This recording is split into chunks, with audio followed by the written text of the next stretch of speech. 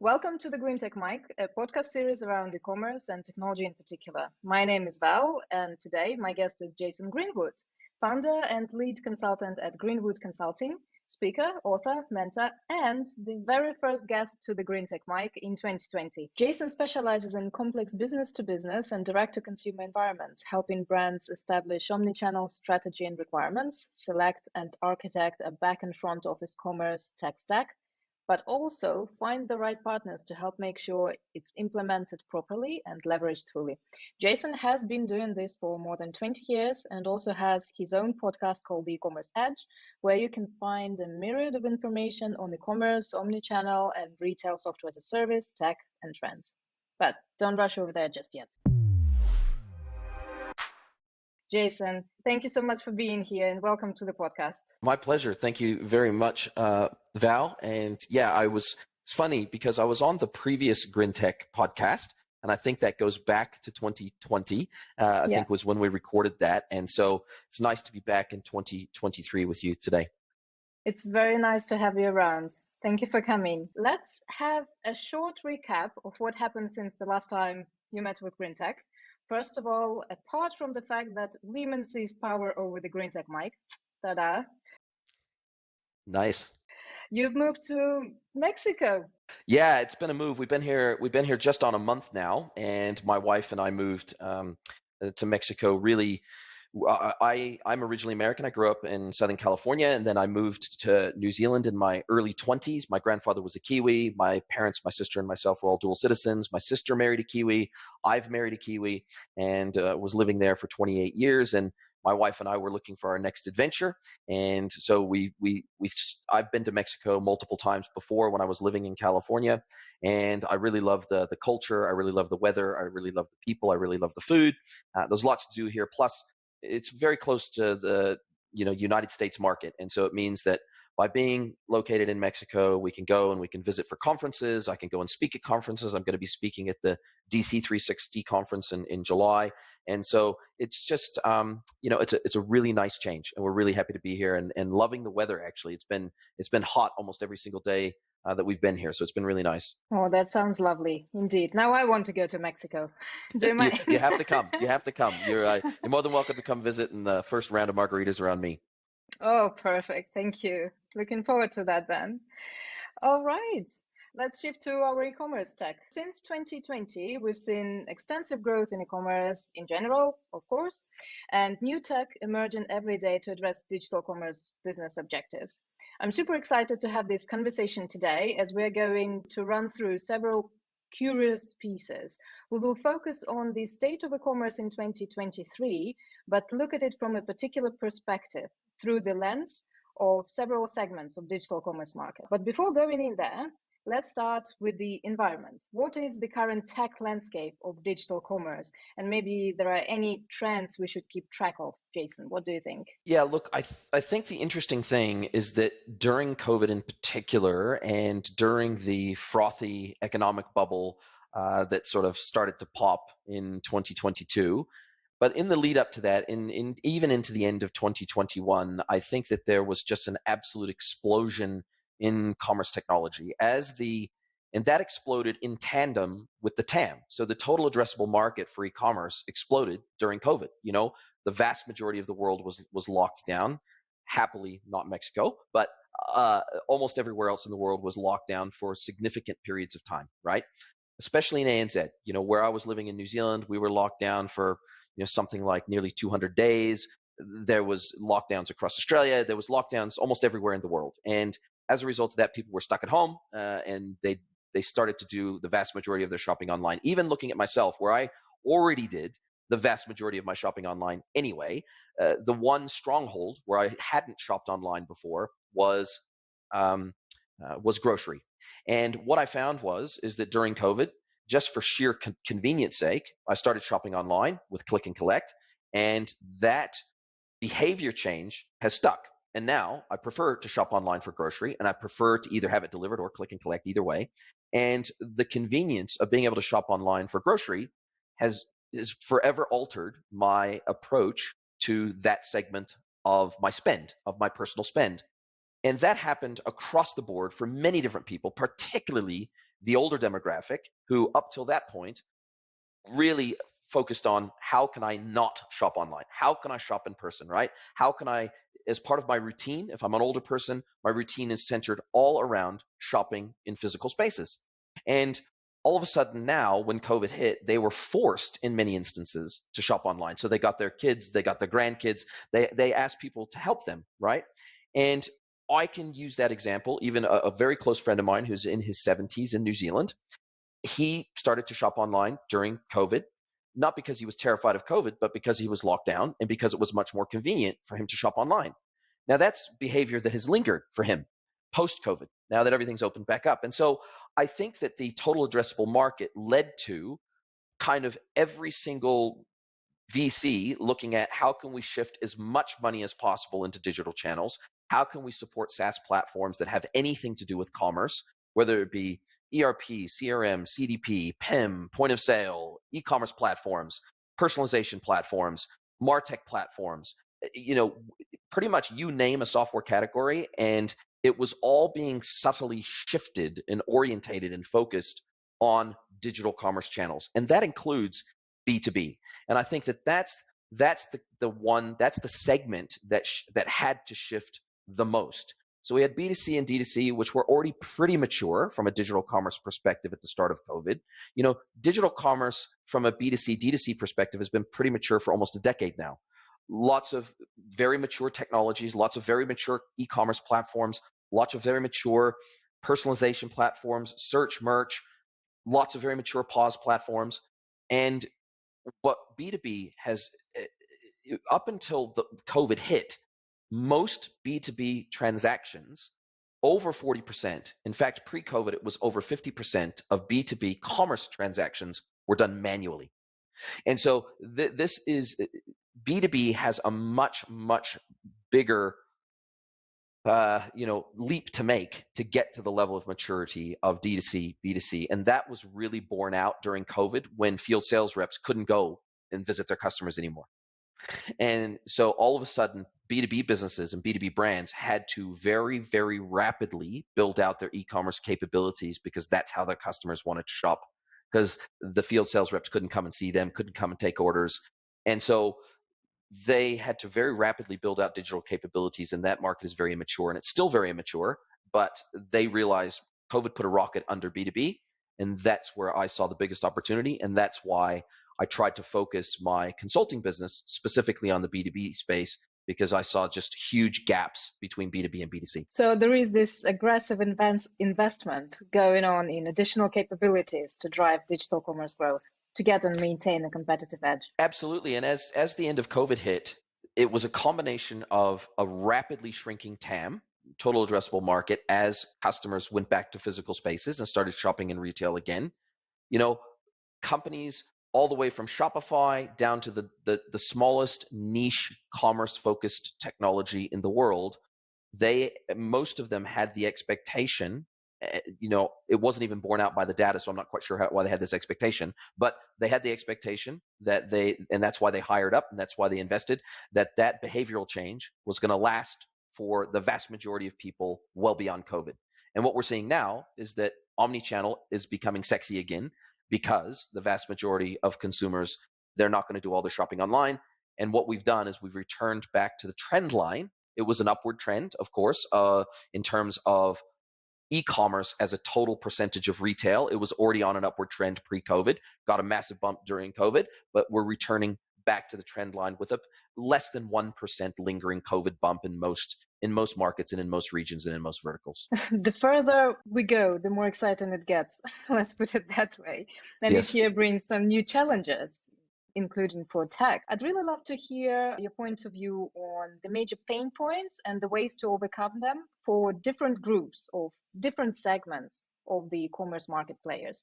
So as you've mentioned, so B2B as a separate entity, and probably if we could touch the online retailers, be that B2C, and I would also like to split them to small versus big retailers, because they have very different objectives for their businesses in terms of tech.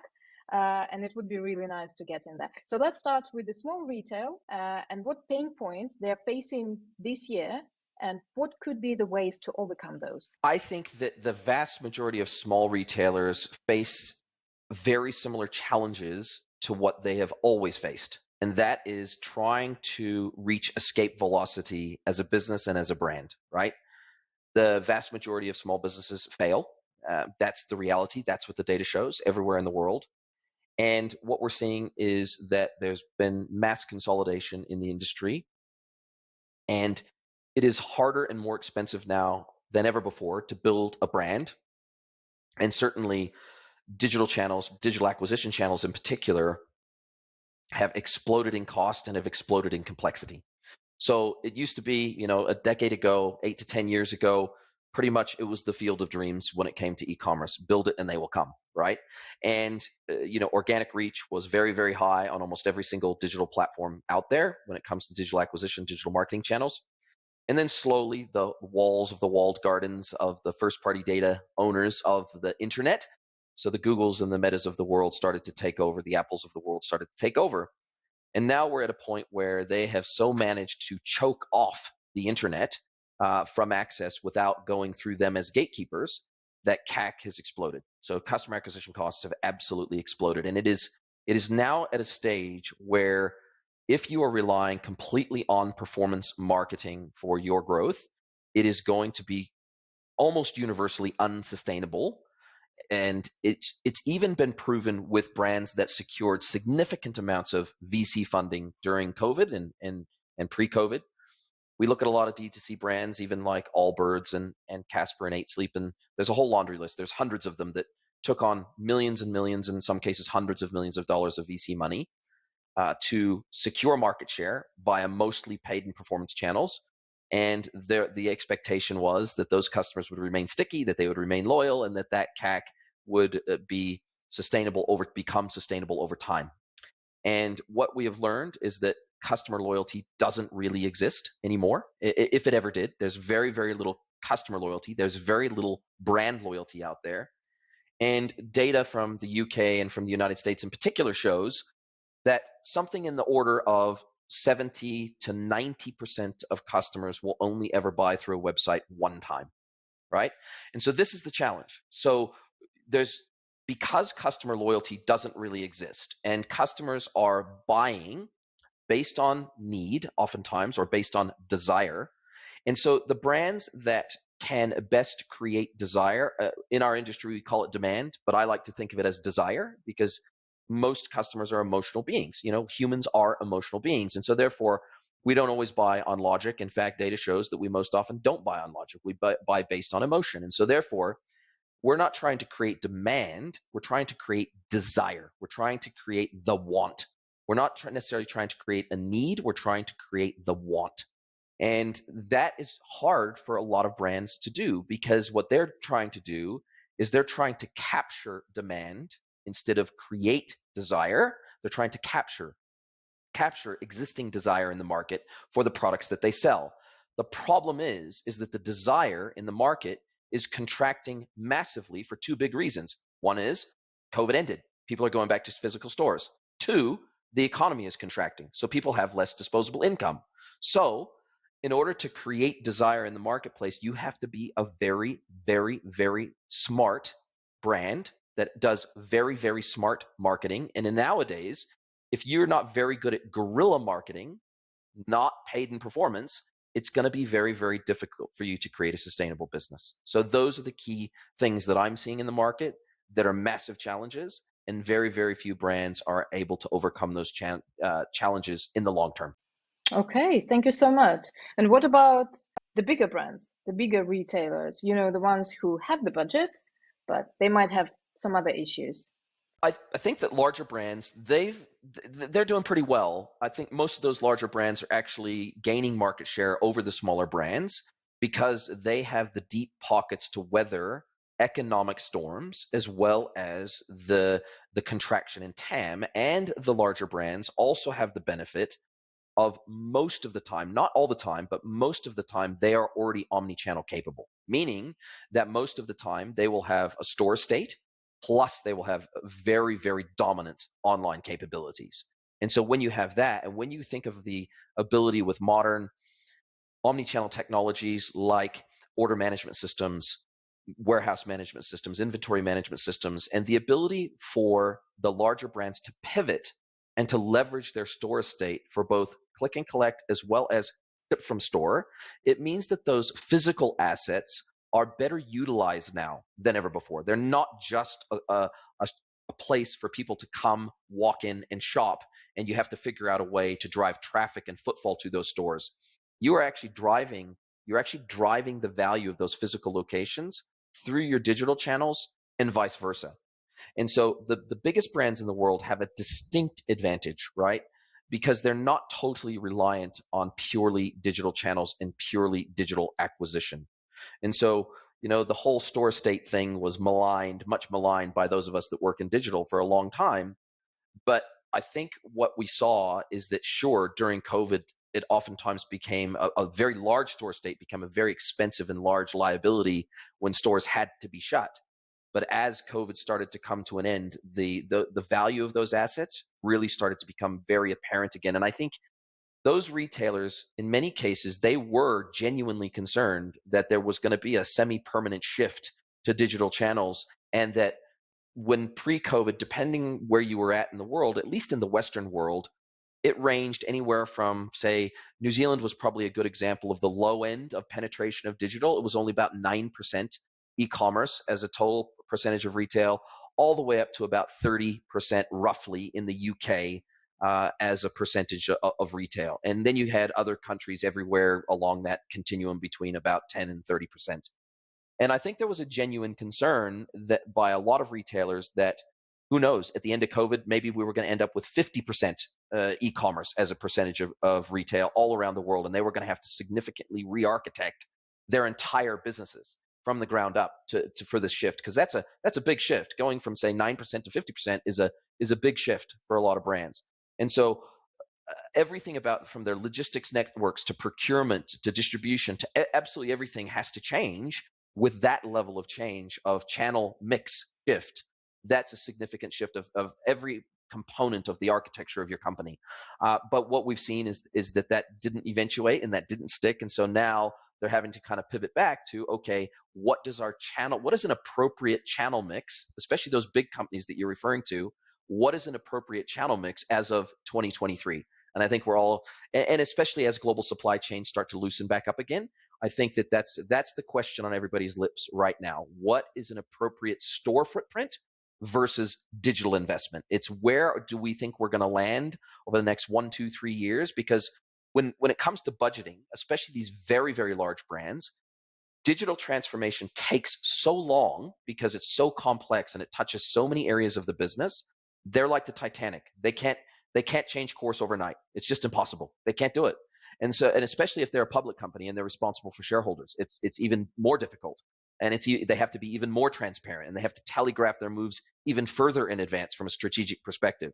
And so I think that's the challenge. It's how can the largest brands in the world bring more agility and nimbleness to their businesses from a channel mix perspective, to where they're more you'll never have these big brands be completely channel agnostic, but how can we make them more channel agnostic over time instead of less? I think that's the focus right now for the biggest brands in the world. I totally agree. We've seen companies, some of our clients, that come in with lots of legacy that they can't change, as you mentioned, overnight. But they want to go to omnichannel. They want to do all these wonderful things on the market, and they want to bring lovely services to their customers and provide superior customer experience. But it's not an easy thing to do. And now coming to the last category, the B2B, right? The product and the companies providing the solutions. What are their pain points this year? I think one of the biggest challenges is the fact that as consultants, we're oftentimes trying to shoehorn technology that was designed specifically for D2C and B2C into B2B environments. And that's because the B2B market has been immature. It's been ignored for many years by most technology vendors and providers because they've been so focused on D2C, B2C forever that now they're trying to retrofit B2B functionality and attach it to their legacy B2C, D2C platforms. And this is a real challenge for the B2B space It's slowly getting better. I will say it is slowly getting better, with the advent of, say, for example, BigCommerce B2B edition and some of the moves that Shopify is trying to make and trying to retrofit B2B functionality onto their platform. We've got some other platforms that have always had very good B2B functionality, particularly in the mid-market and above.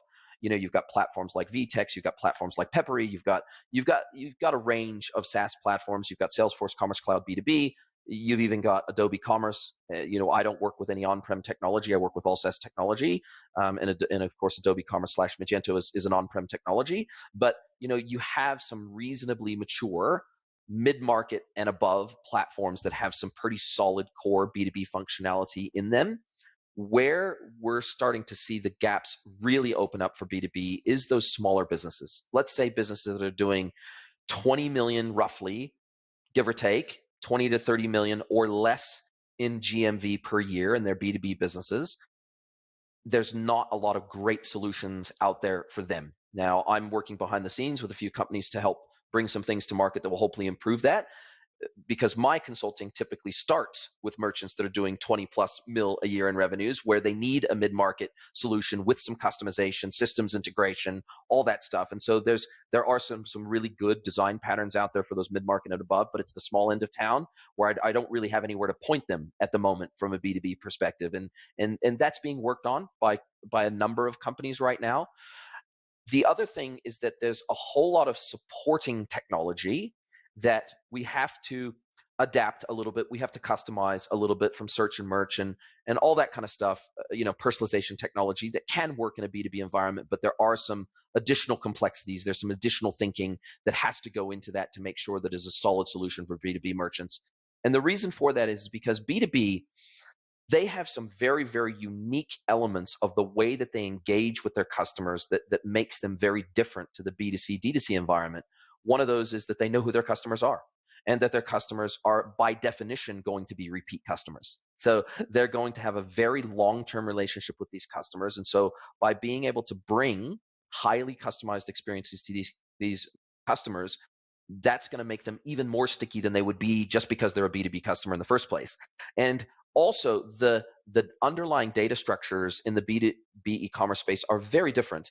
Let's just take the simplest one of all that I can think of, which is product data, and especially as it relates to price. So in the B2C, D2C world, price is an attribute of the product. In the B2B world, price is an attribute of the customer. Now, the downstream impacts of those two things across every aspect of the commerce journey, they are immense. And even things like, in the B2B world, needing to be able to request a quote digitally through the commerce environment, being able to get that quote approved by, say, an account manager, an SDR, SDM, BDR, BDM, and then getting that seamlessly injected into the full commerce journey all the way through to the checkout. Just simple things like that alone mean that the needs of B2B start to get complex really fast. And then you have things like minimum order quantities, and you have all these other complexities that come into play. You have multi-tiered accounts where you have an account owner on the buyer side, and then you have like a senior buyer, junior buyer, and they all have different levels of permissions of what they can do within the commerce environment. Some might have authorizations of buying at a certain level, or some might only be able to add items to the cart, and then the senior buyer has to approve the purchase before the transaction can be completed. So there's 1,000 little complexities like that in the B2B world that mean that is very, very different to B2C, D2C.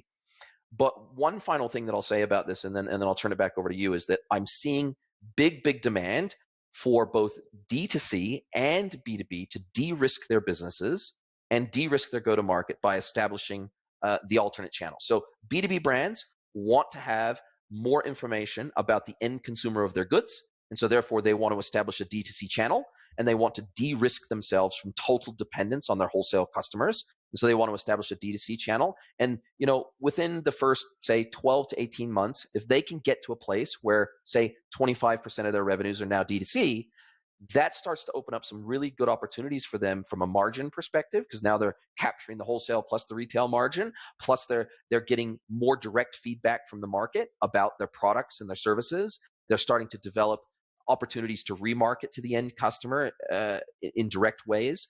And so they're starting to de-risk their dependence on the wholesale business. Plus, they're developing much more advanced digital skill sets in the process, because there's much more advanced expectations from the customer experience perspective on the D2C side, because the Amazons of the world have created all sorts of crazy expectations from consumers. And on the flip side, I'm seeing D2C brands wanting to de-risk their business, especially because I consider D2C brands manufacturers, wholesalers, and distributors selling direct to consumer. And I consider B2C brands those that are reselling other people's stuff.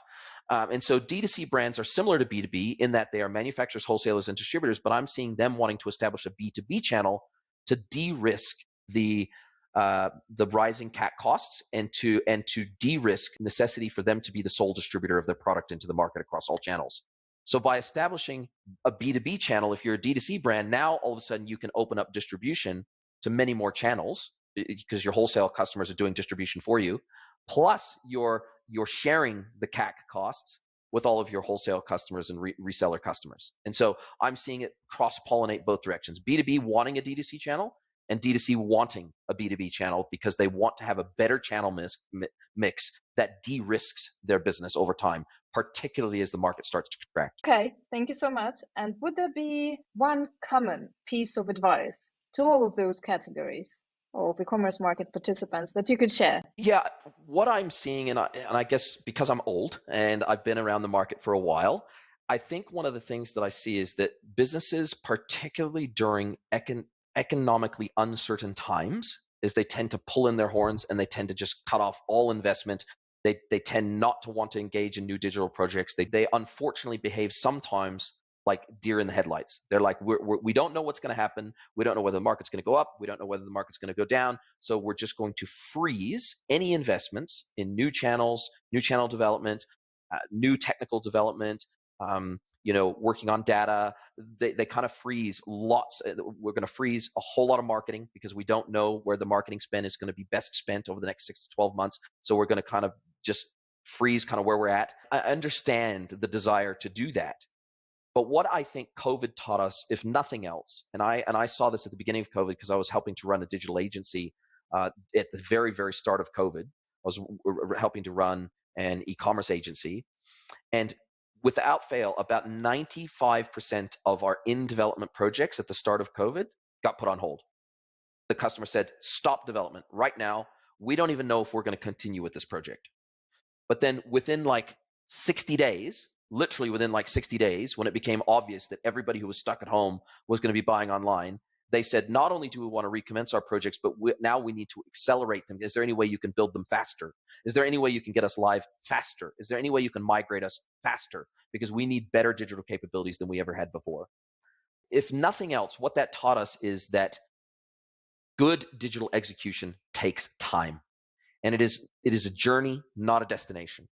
And so any brand that wants to capitalize and execute on this, yep, it's an upward trend. Maybe it's returned back to that upward trend that we had pre-COVID, but it's still an upward trend.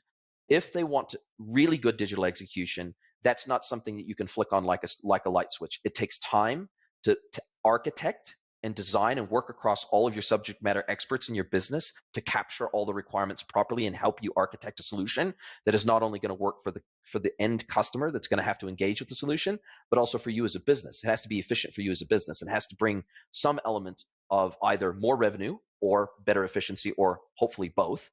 And this takes time to re-engineer your organization. So org design takes time, process design takes time, data design takes time, solution architecture takes time, then implementation after that takes time.